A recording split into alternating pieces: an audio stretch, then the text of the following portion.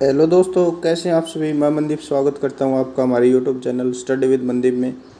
तो आज देखिए दोस्तों, हमारी लूसेंट की सीरीज़ के अंदर आज हम हमारा 8th लेक्चर ले रहे हैं, जिसके अंदर हम बौद्ध धर्म पढ़ेंगे।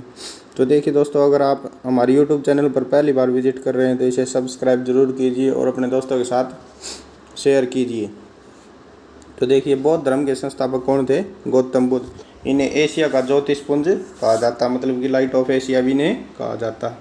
बौद्ध धर्म की स्थापना किसने की? गौतम बुद्ध ने। और इन्हें क्या कहा जाता है? एशिया का ज्योतिषपुंज कहा जाता है और light of Asia. Gautam Buddha का जन्म 563 ईसा पूर्व कपिलवस्तु के लुम्बिनी नामक स्थान पर हुआ था। इनके पिता सुबोधन और शाक्य कुल के मुखिया थे। मतलब कि जो गौतम बुद्ध है उनका जन्म कहाँ हुआ था? लुम्बिनी नामक स्थान पर हुआ था। और उनके पिता का नाम क्या था? सुबोधन, जो शाक्य गण के थे। और उनका जन्म कब हुआ था? 563 ईसा पूर्व। गौतम बुद्ध का जन्म कब हुआ? 563 ईसा पूर्व हुआ और लुम्बिनी नामक स्थान पर हुआ। उनके पिता कौन थे? सुबोधन, जो शाक्य गण के मुखिया थे। आगे देखिए, इनकी माता माया देवी की मृत्यु उनके जन्म के 7वें दिन ही हो गई थी। मतलब जो इनकी माता थी वो माया देवी थी और उनकी मृत्यु कब हो गई थी? गौतम बुद्ध के जन्म के 7वें दिन ही इनकी मृत्यु हो गई थी। इनका पालन पोषण सौतेली माँ गौतमी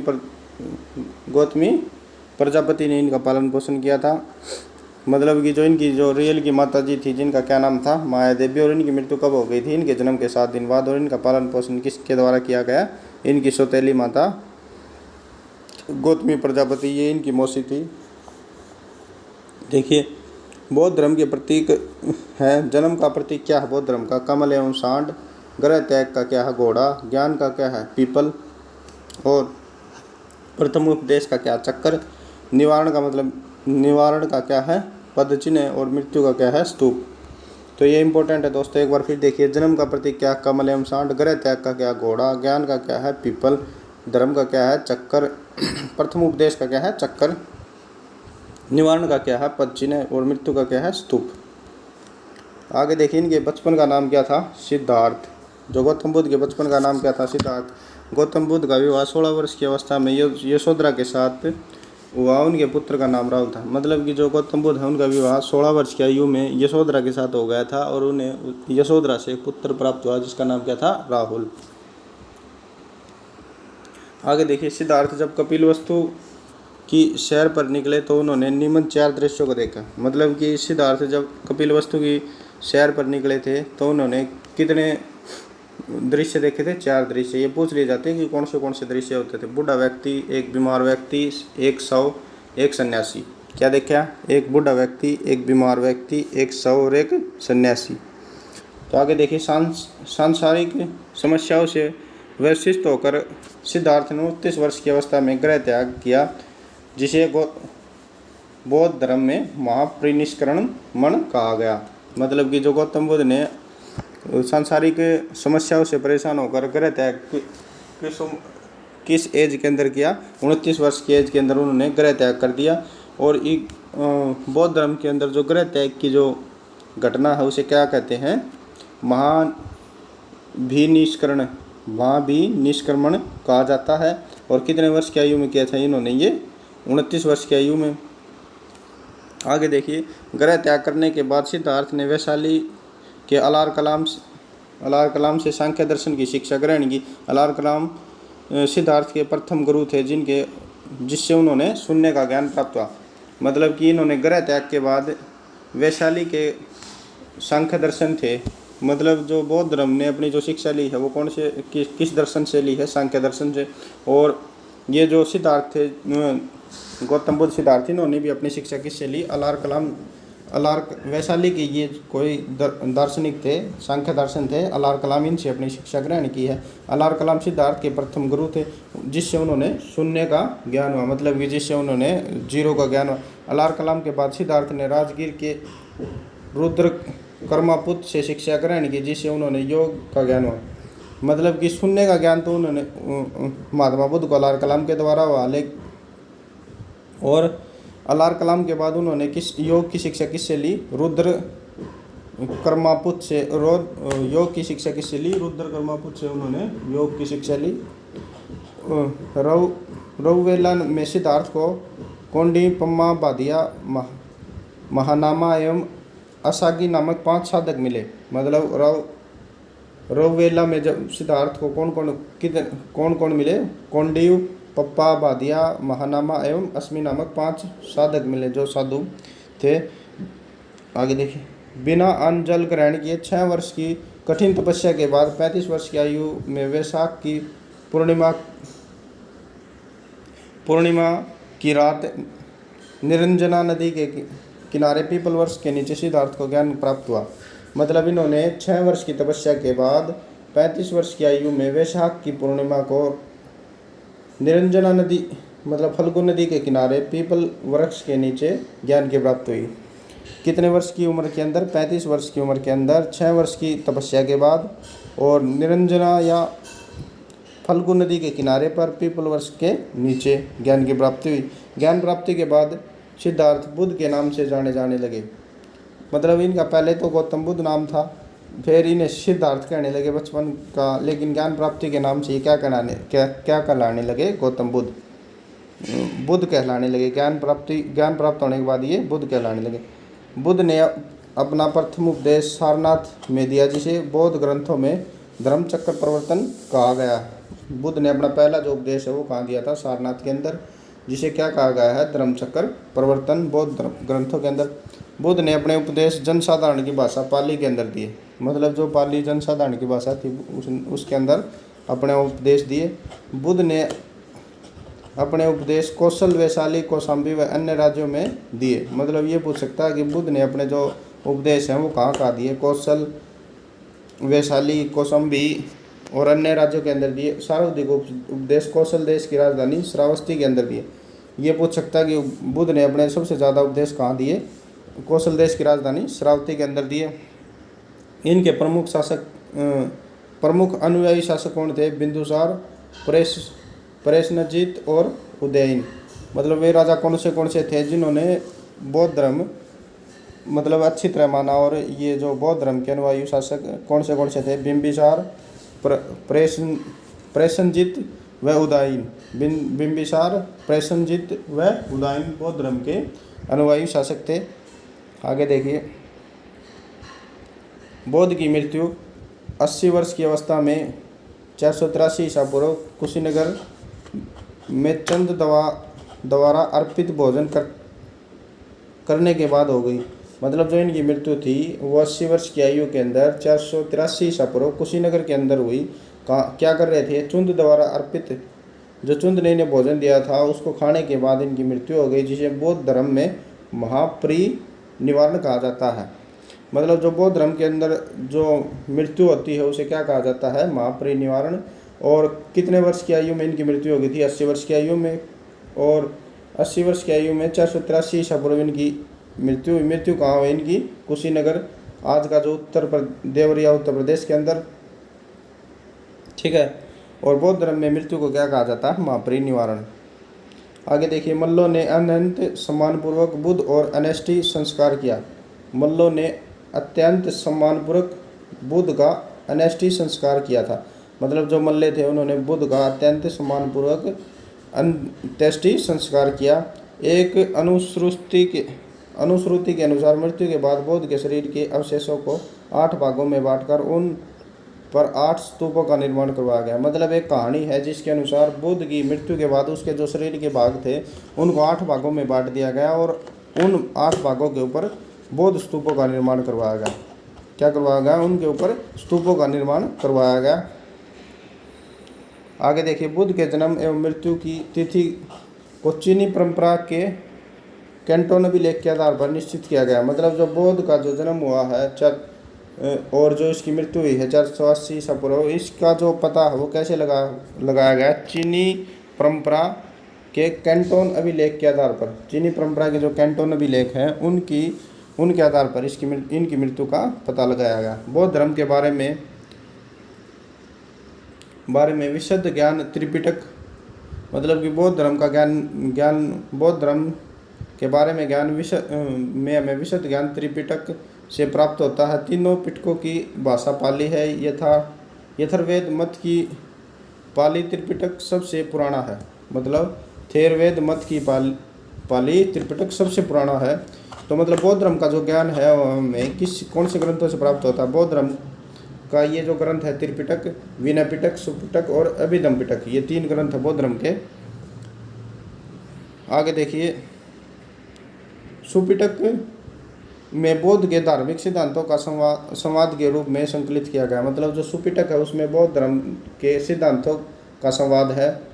और विनय पिटक में संघ के भिक्षु एवं भिक्षुणियों के लिए बनाए गए नियमों का संग्रह किया गया है और इसमें संघ के अनुशासन को तोड़ने पर किए जाने वाले प्रचेतों की सूची भी दी गई है।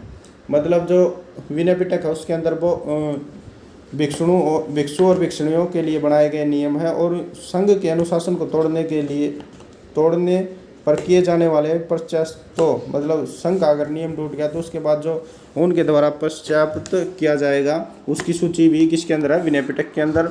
और जो सुपिटक है, सूत्र पिटक है, उसके अंदर क्या था? बौद्ध के धार्मिक सिद्धांतों के संवाद थे। अधिम पिटक के अंदर क्या है? अधिम पिटक में सूत्र पिटक में वर्णित सिद्धांतों में सुव्यवस्थित अनुशीलन के लिए आवश्यक सूचितों के सारांश तथा प्रश्नोत्तरी का समावेश है। मतलब जो सूत्र पिटक के अंदर जो वर्णित सिद्धांत है उनके अनुशीलन के लिए आवश्यक, मतलब उनका अनुसरण करने के लिए आवश्यक सूचियों के सारांश तथा प्रश्नोत्तरी है। आगे देखिए, पाली त्रिपिटकों को पहली शताब्दी ईसा पूर्व में श्रीलंका के शासक वत्तगामिनी की देखरेख में पहली बार लिपिबद्ध किया गया था। मतलब जो पाली त्रिपिटक थे उनको पहली बार पहली शताब्दी ईसा पूर्व में श्रीलंका का शासक कौन था? वत्तगामिनी की देखरेख में पहली बार लिपिबद्ध किया गया। सूत्र पिटक के 5 निकाय हैं। कौन से? दिग् निकाय, मंजिमम, संयुक्त, अंगुत्तर, खुदक। मतलब कि जो सूत्र पिटक है उसके 5 निकाय कौन से हैं? दिग्, मंजिमम, संयुक्त और अंगुत्तर और खुदक। बुद्ध के पूर्व जन्मों से जुड़ी जातक कथाएं खुदक निकाय की 15 पुस्तकों में से एक है। मतलब जो बुद्ध के पूर्व जन्म से जुड़ी हुई जो कथाएं हैं वो खुदक निकाय की 15 पुस्तकों में से एक है। खुदक निकाय में धम्मपद, नैतिक उपदेशों का संकलन, थेरगा बौद्ध भिक्षुओं की गीत और थेरगा बौद्ध भिक्षुणियों की गीत है। आगे देखिए, बौद्ध धर्म मूलतः अनीश्वरवादी है, इसमें आत्मा की परिकल्पना नहीं है। मतलब बौद्ध धर्म है जो अनीश्वरवादी है, उसके अंदर आत्मा नहीं है, जो आत्मा का कहीं जिक्र नहीं है। लेकिन जो जैन धर्म उसके अंदर आत्मा को मानते हुए भगवान को नहीं मानते। बौद्ध धर्म में पुनर्जन्म की मान्यता है। बौद्ध धर्म के अंदर क्या है? ये मानते हैं कि पुनर्जन्म हो सकता है व्यक्ति का। तीक्ष्णा को क्षीण हो जाने की अवस्था में को बुद्ध ने निवारण कहा है। मतलब कि तृष्णा को क्षीण हो जाने की, जो हमारी जो इच्छाएं हैं उनको खत्म हो जाने की जो अवस्था है उसको बुद्ध ने क्या कहा है? निवारण। जब हमारी जो इच्छाएं खत्म हो जाएंगी या कम हो जाएंगी तो उनको बुद्ध ने क्या कहा है? बुद्ध ने क्या कहा है? निवारण। विश्व दुखों से भरा हुआ है का सिद्धांत बुद्ध ने उपनिषद से लिया है। मतलब विश्व जो दुखों से भरा हुआ है इसका जो सिद्धांत है वो बुद्ध ने कहाँ से लिया है? उपनिषद से लिया है। बुद्ध के अनुयायी 2 भागों में विभाजित थे। भिक्षु, बौद्ध धर्म के प्रचार के लिए जिन्होंने संन्यास ग्रहण किया था उन्हें भिक्षु कहा जाता था। मतलब जो बुद्ध के जो अनुयायी थे वे 2 भागों में विभाजित थे, भिक्षु और उपासक। भिक्षु कौन थे? बौद्ध धर्म के प्रचार के लिए जिन्होंने बौद्ध धर्म के प्रचार के लिए संन्यास ग्रहण कर लिया वे भिक्षु। और जो उपासक थे, गृहस्थ जीवन व्यतीत करते थे एवं बौद्ध धर्म अपनाने वाले को उपासक कहा जाता था। मतलब जो बौद्ध भिक्षु जो बौद्ध धर्म का प्रचार करने के लिए जिन्होंने संन्यास ग्रहण कर लिया वो तो भिक्षु कहलाए। और जो उपासक कौन थे? जो घर में रहकर जो शादीशुदा व्यक्ति थे, गृहस्थ जीवन जी रहे थे, बौद्ध धर्म को अपनाने वाले, उनको क्या कहा? उपासक। आगे देखिए, बौद्ध संघ में सम्मिलित होने के लिए न्यूनतम आयु सीमा 15 वर्ष थी। मतलब बौद्ध संघ में सम्मिलित होने की आयु न्यूनतम कितनी थी? 15 वर्ष। बौद्ध संघ में प्रविष्ट होने को उपसंपदा कहा जाता था। मतलब कि बौद्ध संघ के अंदर शामिल होने को क्या कहा जाता था? उपसंपदा। बौद्ध धर्म के त्रिरत्न कौन से हैं? बौद्ध, धम्म और संघ। बौद्ध धर्म के त्रिरत्न कौन है? बौद्ध, धम्म और संघ। अब देखिए बौद्ध सभाएं। प्रथम बौद्ध संगति कब हुई? 483 ईसा पूर्व। कहाँ हुई? राजगृह के अंदर। और इसके अध्यक्ष कौन थे? महाकश्यप। और किसके समय में हुई थी? अजातशत्रु। द्वितीय बौद्ध संगति कब हुई थी? 483 ईसा पूर्व। कब हुई? वैशाली के अंदर। और इसके जो अध्यक्ष थे वो साबाकामी थे। और किसके शासनकाल के अंदर हुई? कालाशोक के अंदर। तृतीय बौद्ध संगति कब हुई? तृतीय बौद्ध संगति 250 ईसा पूर्व हुई। कहाँ हुई? पाटलिपुत्र के अंदर। अध्यक्ष कौन थे? मोगलीपुतीस। और किसके समय में हुई? अशोक के समय में। चतुर्थ बौद्ध संगति 98 ईसा पूर्व हुई। कुंडलवन के अंदर हुई। इसके अध्यक्ष कौन थे? वसुमित्र। और किसके शासनकाल के अंदर हुई? कनिष्क के शासनकाल के अंदर। दोस्तों इसको वीडियो पॉज करके आप देखिए, ये बड़ी इंपॉर्टेंट है। कभी इसके अध्यक्ष के बारे में पूछ लिया जाता, कभी इसका सन पूछ लिया जाता, कभी इसका समय पूछ लिया जाता है, कभी स्थान पूछ लिया जाता है, कभी शासक। तो इसे आप वीडियो पॉज करके जरूर ध्यान से पढ़ें। चतुर्थ बौद्ध संगति के बाद बौद्ध धर्म को 2 भागों में, हीनयान और एक महायान के अंदर बांट दिया गया। मतलब जब बौद्ध धर्म की जो चौथी संगति हुई उसके बाद बौद्ध धर्म को 2 भागों के अंदर बांट दिया गया, हीनयान और महायान। बौद्ध धर्म के महायान संप्रदाय का आदर्श बोधिसत्व दूसरों के कल्याण को प्राथमिकता देते हुए अपने निर्वाण में, मतलब जो बौद्ध धर्म का महायान जो संप्रदाय था उसका जो आदर्श था बोधिसत्व दूसरों के कल्याण को प्राथमिकता देते हुए अपने निवारण में विलंब करते थे। मतलब जो दूसरों के कल्याण को प्राथमिकता देते थे। हीनयान का आदर्श अरहत पद, हीनयान का जो आदर्श है वो क्या था? अरहत पद को प्राप्त करना है। जो व्यक्ति अपनी साधना से निर्वाण की प्राप्ति करते हैं उन्हें ही अरहत कहते हैं। मतलब हीनयान का क्या था? अरहत। और महायान का क्या था? बोधिसत्व। अरहत क्या थे? जो साधना से अपनी निवारण की प्राप्ति करते थे। धार्मिक जुलूस का प्रारंभ सबसे पहले बौद्ध धर्म के द्वारा प्रारंभ किया गया। बौद्धों का सबसे पवित्र त्यौहार बैसाख पूर्णिमा है। मतलब कि जो धार्मिक जुलूस निकालने हैं वो सबसे पहले किस धर्म में शुरू किए? बौद्ध धर्म में। बौद्धों का सबसे पवित्र त्यौहार कौन सा है? बैसाख पूर्णिमा। आगे देखिए, जिसे बुद्ध पूर्णिमा के, जो बैसाख पूर्णिमा है उसे किससे नाम से जाना जाता है? बुद्ध पूर्णिमा के नाम से जाना जाता है। इसका महत्व इसलिए है कि बुद्ध पूर्णिमा के दिन ही बुद्ध का जन्म, ज्ञान प्राप्ति एवं महापरिनिर्वाण। मतलब कि जो बौद्ध धर्म के अंदर है बुद्ध पूर्णिमा का बहुत महत्व है। क्यों है? क्योंकि इसी दिन बुद्ध का जन्म हुआ, इसी दिन उस बुद्ध को ज्ञान की प्राप्ति हुई और इसी दिन उनकी मृत्यु हुई। बुद्ध ने सांसारिक दुखों के संबंध में 4 आर्य सत्यों का उपदेश दिया है। मतलब बुद्ध ने जो संसार के जो दुख है उनके लिए 4 सत्य बताए। कौन से हैं? दुख समुदाय, दुख निरोध और दुख निरोधागामिनी प्रतिपदा। मतलब कौन से 4 आर्य सत्य बताए हैं? दुख है, दुख समुदाय है, दुख निरोध और दुख निरोधगामिनी प्रतिपदा। आगे देखिए, इन सांसारिक दुखों से मुक्ति हेतु बौद्ध ने अष्टगामिक मार्ग की बात कही है। मतलब कि ये जो ऊपर के जो दुख बताए हैं इनसे मुक्ति पाने के लिए बौद्ध ने क्या कहा है? अष्टगामी मार्ग की बात कही है। ये कौन से हैं? सम्यक दृष्टि, सम्यक संकल्प, सम्यक वाणी, सम्यक कर्मात, सम्यक आजीव, सम्यक व्यायाम, सम्यक समर्ति एवं सम्यक समाधि। इसके बारे में बौद्ध ने बताया। आगे देखिए, बौद्ध के अनुसार अष्टांगिक मार्गों के पालन करने के उपरांत मनुष्य की भय और तृष्णा नष्ट हो जाती है और इसे निवारण प्राप्त हो जाता है। मतलब बौद्ध क्या कह रहे हैं कि अगर कोई व्यक्ति अष्टांगिक मार्ग का पालन कर लेगा तो उसकी जो अंदर की जो तृष्णा है, जो उसकी इच्छाएं हैं वो नष्ट हो जाएंगी और उसे निवारण की प्राप्ति हो जाएगी। निवारण बौद्ध धर्म का परम लक्ष्य है, जिसका अर्थ है दीपक का बुझ जाना, अर्थात जीवन मरण चक्कर से मुक्त हो जाना। मतलब कि बौद्ध धर्म का परम लक्ष्य क्या है? निवारण है, जिसका क्या अर्थ है? दीपक का बुझ जाना, अर्थात मरण चक्कर से मुक्ति पा जाना। बौद्ध के निवारण प्राप्ति को सरल बनाने के लिए निम्न 10 शीलों पर बल दिया गया। मतलब बौद्ध धर्म में अगर आपको निवारण प्राप्त करना है तो ये निम्न 10 जो शीलें हैं इन पर बल दिया गया है। कौन सी? अहिंसा न करें, सत्य बोलें, अहिंसा, सत्य,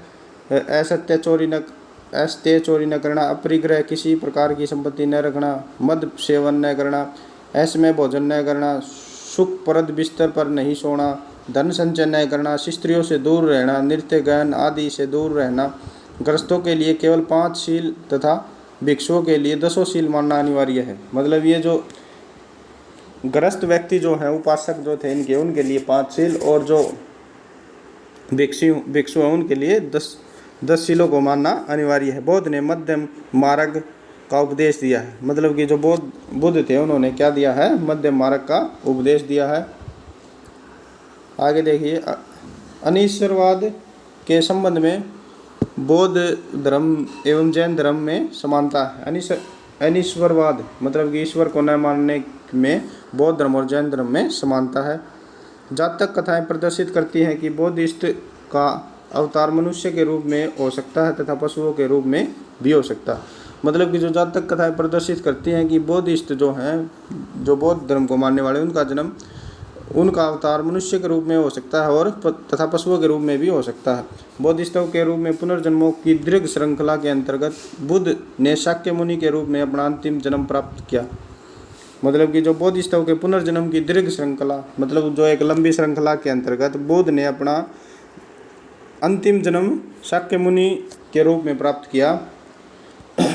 किंतु इसके उपरांत मैत्रेय तथा अन्य अनाम बुद्ध भी अभी अवतरित होने शेष हैं। मतलब कि अभी कौन कौन से, मैत्रेय और अनाम बुद्ध भी अवतरित होने, मतलब उनका जन्म होना है, शेष है।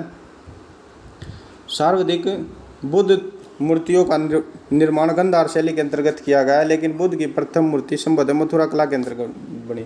मतलब जो सर्वाधिक जो बुद्ध की जो मूर्तियाँ हैं वो कौन सी कला के अंदर बनी गई हैं, गंधार शैली के अंदर बनी है, लेकिन जो उनकी प्रथम मूर्ति है वो मथुरा कला के अंतर्गत बनी है। जो उनकी मैक्सिमम मूर्ति है वो तो गंधार शैली के अंतर्गत बनी है, लेकिन जो प्रथम मूर्ति है वो संभवतः मथुरा कला के अंतर्गत बनी है। तिब्बत, भूटान एवं पड़ोसी देशों में बौद्ध धर्म का प्रचार पद्मसंभव ने किया है। मतलब तिब्बत, भूटान और जो उसके पड़ोसी देश हैं उसमें बौद्ध धर्म का प्रचार किसने किया है, पद्मसंभव गुरु निरपांच, जो ये पद्मसंभव जो कोई इनका गुरु है उसने किया है। इसका संबंध बौद्ध धर्म के वज्रयान शाखा से था। मतलब जो ये पद्मसंभव थे इनका संबंध किससे था, बौद्ध धर्म की वज्रयान शाखा से था। इनकी 123 फुट ऊंची मूर्ति हिमाचल प्रदेश रेवाल सर झील में है। मतलब ये जो पद्मसंभव थे इनकी जो 123 फुट की ऊंची मृत्यु कहाँ है, हिमाचल प्रदेश के रेवाल सर झील के अंदर। भारत में उपासना की जाने वाली प्रथम मूर्ति संभवतः बुद्ध की थी। मतलब जिस मूर्ति की उपासना की जाती थी वो सब तो पहले बुद्ध की थी। आगे देखिए, ये बौद्ध मठ कहाँ है इन्हें आप, मतलब एक बार देखिए, टाबो मठ टाबो गाँव हिमाचल प्रदेश के अंदर है। नामयांगल मठ धर्मशाला हिमाचल प्रदेश के अंदर है। सीमित मठ लद्दाख जम्मू कश्मीर के अंदर है। थिस्के मठ लद्दाख जम्मू कश्मीर के अंदर है। सासूर मठ लाहौल स्पीति हिमाचल प्रदेश के अंदर है। मिंड्रा लिंग मठ देहरादून के अंदर उत्तराखंड के अंदर है। रूमीटेक मठ गंगटोक सिक्किम के अंदर है। तवांग मठ अरुणाचल प्रदेश के अंदर है। ये नामड्रिलिंग मठ ये का मैसूर कर्नाटक के अंदर है। बोधिमंडा मठ बोध गया बिहार के अंदर है। तो देखिए दोस्तों, ये था हमारा आज का लेक्चर। तो लगातार हमारे यूट्यूब चैनल से जुड़े रहने के लिए study with Mandeep YouTube channel को सब्सक्राइब कीजिए और अपने दोस्तों के साथ शेयर कीजिए। जय हिंद।